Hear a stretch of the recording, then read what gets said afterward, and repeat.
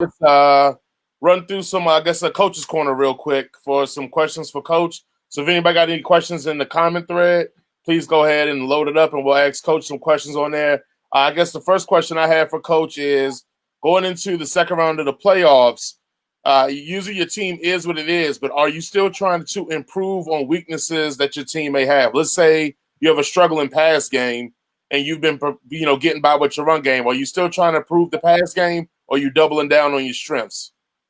No, you definitely have to try to improve, Jason. Every week, our kids got dressed down a little bit today about that very thing, about how it's not just about what happened last week. It's not just about what's getting ready to happen this week. It's getting better every single week, and you got to do that if you want to be a state championship caliber team. So you got to get better this week to get you through this week. You got to get better next week to get, because obviously the competition goes better and better every week. So last week we played Cherokee, which I think was a 4 seed.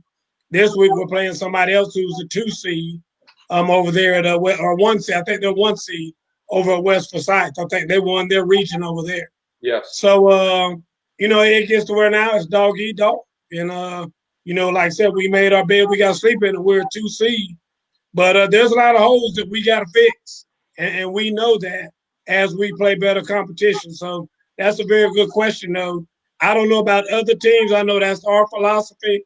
Well, we don't double down and say, hey, forget about the pass, and we just going to double down on the running and just be a running team, because that's a losing formula in the long run.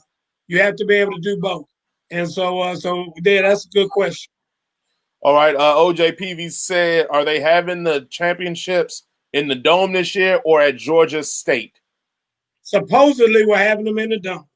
Now, all that takes is Arthur Blank waking up and scratching his butt and said, I heard Coach Boo been talking about me on Straight from the Hill. Yeah. So you ain't having no damn games in here. I bet you that. so that's there. They ain't having it. Yeah. But I mean, literally, it is up to him, because there have been times before when everybody, and I mean everybody, Dave Hunter and Score Atlanta and everybody's planning on having them in the Dome.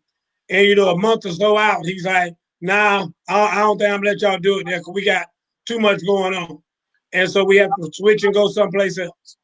How far in advance does the Georgia State playoff committee need to know to know where the game is going to be held at? Because listen, a couple years ago, I think you remember a couple years ago we had that snowstorm, and we were supposed to play in the Dome, and that's when we won the state championship. Wound up playing it on our field, on our own field. So I mean, at the end of the day, guys, all of that playing in the Dome stuff and all that is just window dressing.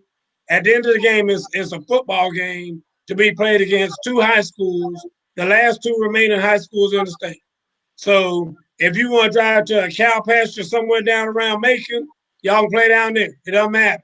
I mean, at the end of the day, let's agree on where we're going to play, and let's get it done. All right. Now, I think I don't see any more questions on there right now. I guess my last question for Coach's Corner is, I know in the past you have spoken about making sure your team does not peak too soon in the season. Let's say you're coaching a team that you felt has peaked, let's say 3/4 way through the season, and now it's kind of turning the other way down, but you're in the playoffs now. What do you do to try to get them back up to that top level performance? Or is there any kind of strategy that you would instill to kind of keep that momentum going? Well, Jason, it's like we talked about before on this show. It's hard being a head coach, because you have to constantly keep these kids motivated.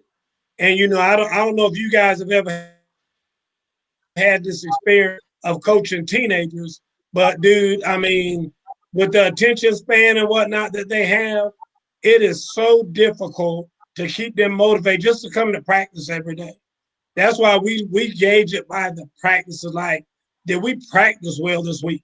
And I can tell you, there were many times this week that we did not practice well, and then subsequently we did not play well, and that's why we lost 3 games for the first time since we've been over here in North Gwinnett. We went 7-3 this year, and it's just difficult, because, like you said, if they peak too soon, it's kind of hard to, like, how can we get them back up to that level again? So that's why you kind of just stay on that even keel. You know, you never kind of raise them up too much. You know, say, hey, listen, Barrett Carter, you scored 4 touchdowns this week, but you're All-American. That's what you're supposed to do.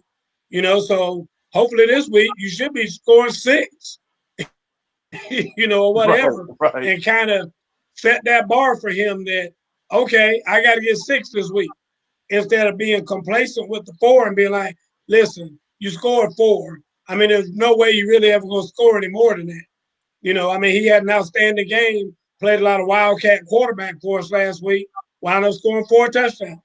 So, but it's very difficult, like I said, to continue to motivate him. And that's where the better coaches come in, because you got to keep finding ways, you know, to motivate your guys. All right. Jerry Vladner said if they do play at the Dome with COVID, are they going to limit the amount of fans that will attend? And if so, how do they plan to do that? Jerry, if you've ever been to the Dome game, Jason, I think you've been before. Have you ever gone down there? Yeah, if yeah. y'all have ever gone down there, there's not that many people in there for that big old dome. I mean, everybody could have lay down in there and they'd be just fine. I mean, there's so much room in there. All the fans do is take up the bottom row, you know, just right around the 50-yard line, maybe between, say, the 35 and 35 on each side. Then you got the band sitting over in one corner, another band sits in the other corner, and there's so much room in there, Jerry, it wouldn't matter. I mean, it's not going to be that many people in there is what I'm trying to say. So I think, you know, COVID, they'd be fine as far as that's concerned. All right. And then I think the last question we have is, Coach, did you get a new computer? You know I got a new computer. And I ain't going to lie to you. I ain't going to lie. Jason shamed me into getting this computer. So I went and stood out in the cold. I went and stood out in the cold in front of Walmart on whatever they call it, Financial Friday or Freaky. No, I know. I stood out there on White Friday and got me a new computer. Had his heat jacket on and everything. I got my Aurora jacket still on right now. See that Aurora on there? That's what that is, a heated jacket. So I can stand out there in the cold and get me a computer, because Jason been talking about me like a dog on social media. And but I tell you what, it does look good now. I ain't gonna lie to you about that. I'm glad I got it. I called his ass 6 o'clock in the morning too. Was like, hey, are you out there? Did you find a computer? He did. He sure did. Called, checked on me, everything. See, y'all don't know what it's like. It's all right when you have like a Mr. Charlie like Travis on you. But when you have a black man on you like that, I mean, that's rough right there. He right. He telling the truth. All right.